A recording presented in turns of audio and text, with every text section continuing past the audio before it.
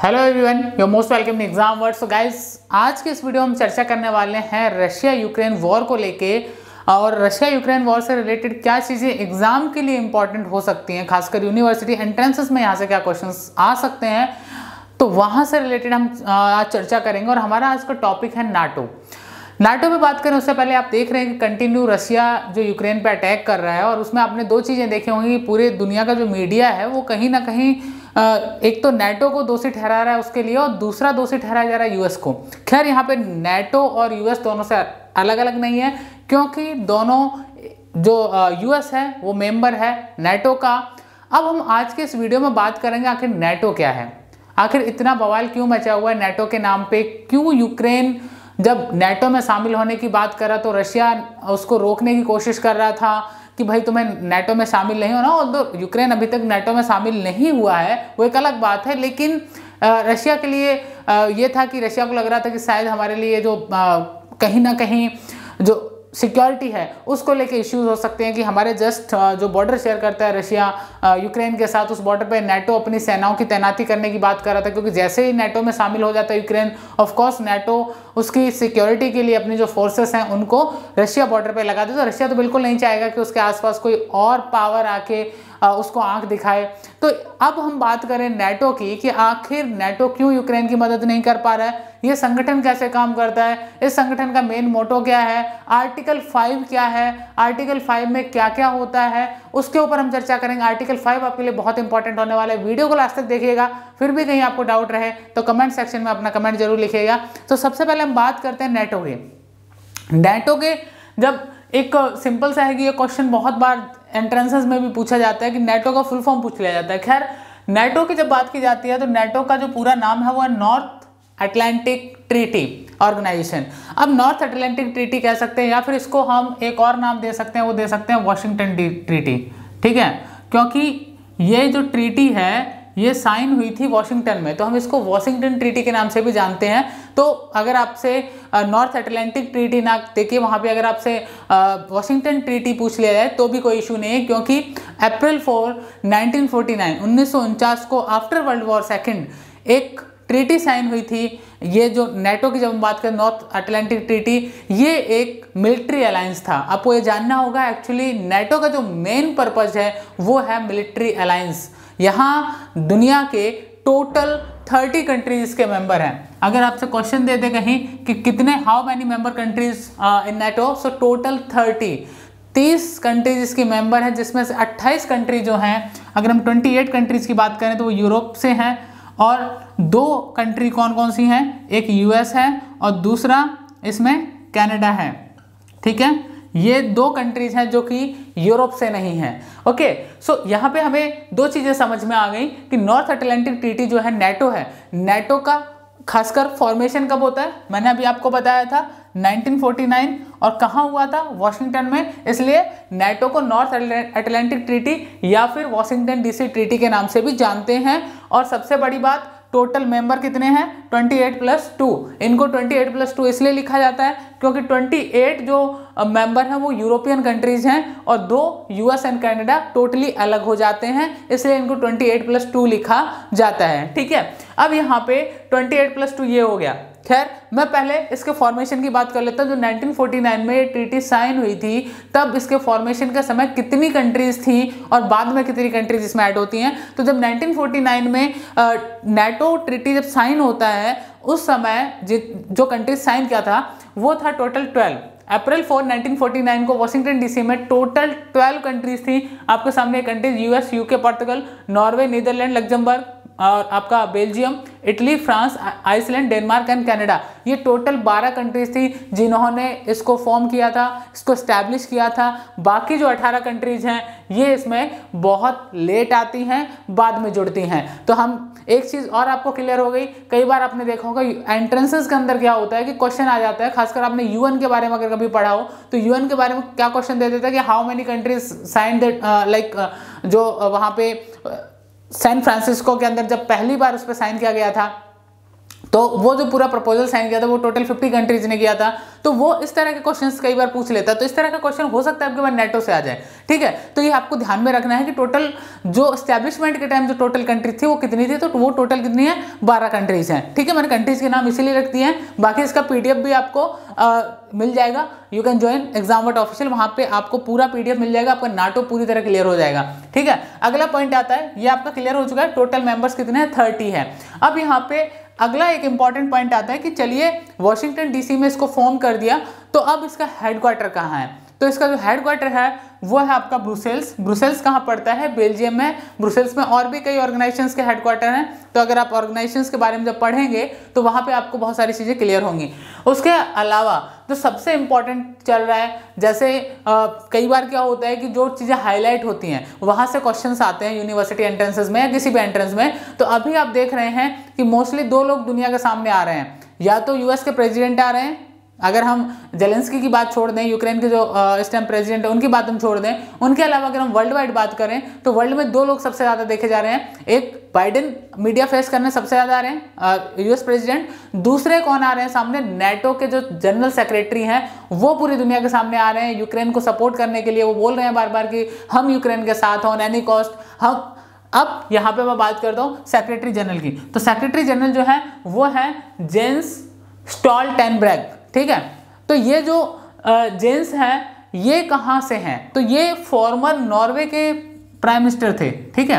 अगर हम इनकी बात करें तो ये नॉर्वे के फॉर्मर प्राइम मिनिस्टर हैं, एक्स प्राइम मिनिस्टर हैं, वो इस समय नेटो के हेड हैं, या फिर हम कहें सेक्रेटरी जनरल, जनरल सेक्रेटरी, जो भी हम कहना चाहें वो है।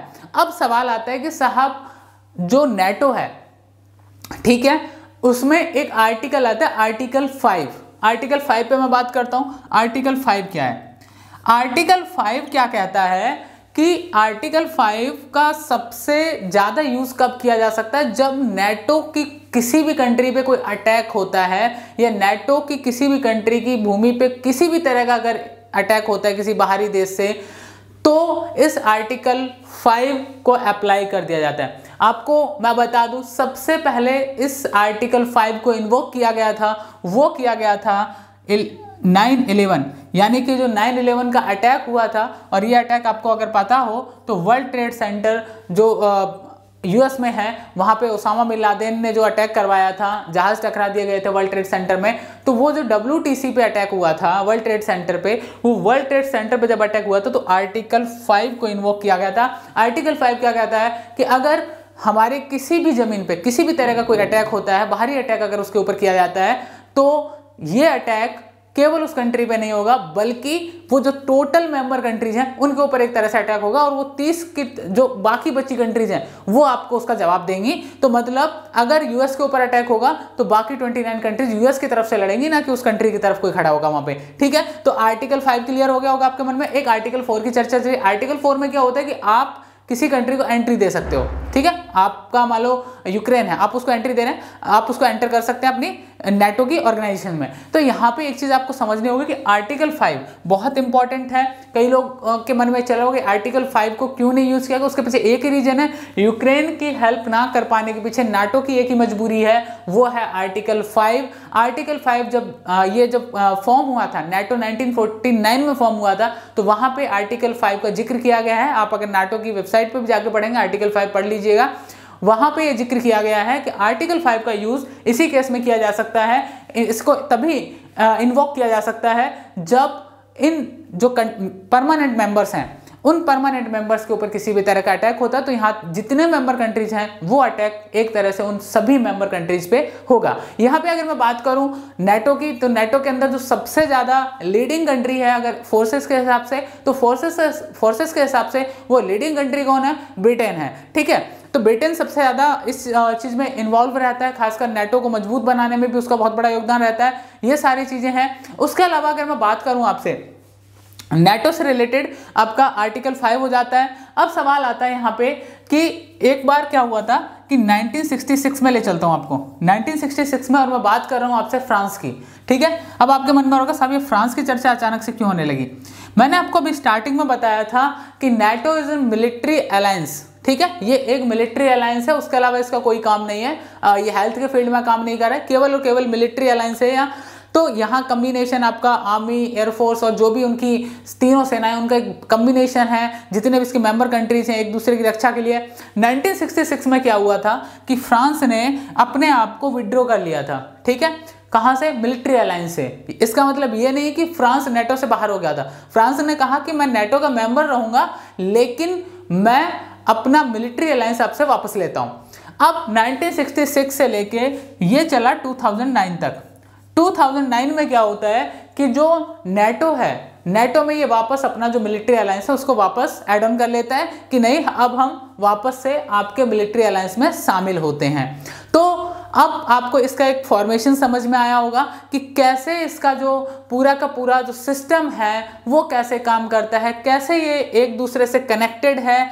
नेटो का चाहे बॉडी जो नेटो का काम करने का तरीका है वो क्या है। और यही रीजन है कि जब सवाल आता है रशिया और यूक्रेन का, तो यहाँ पे इसका हेल्प ना कर पाने के पीछे एक ही रीजन है कि जो यूक्रेन जो है वो नेटो का परमानेंट मेंबर नहीं है। वो बनने की कोशिश में था, उसको ऑफर दिया गया था कि आप नेटो के अंदर शामिल हो जाइए, ताकि और रशिया को ये प्रॉब्लम है कि हमारे अगर बॉर्डर पे दूसरे देशों की सेनाएं आके अपने वेपन्स लगा देंगी या फिर वहाँ की सेनाओं की तैनाती हो जाएगी, तो उसकी सुरक्षा, उसे लग रहा है कि मेरी सुरक्षा का खतरा हो सकता है। तो इस वजह से ये जो सबसे बड़ा अभी वर्ल्ड क्राइसिस चल रहा है पूरे वर्ल्ड में, कहें कि यूक्रेन और रशिया के बीच में जो क्राइसिस चल रहा है उसके पीछे ये रीजन है। और इसके पीछे हेल्प ना कर पाने के पीछे, वो चाहे फिर यूएस हो या फिर नेटो हो, वो है इनका आर्टिकल 5 और इनके रूल रेगुलेशंस, क्योंकि उसके बाहर ये नहीं जा सकते। अगर आज नेटो या यूएस अपने इन रूल्स को छोड़ के बाहर जाके यूक्रेन की तरफ से रशिया से लड़ाई लड़ता है, तो पहली बात तो वर्ल्ड वॉर होने की पॉसिबिलिटी बढ़ सकती है।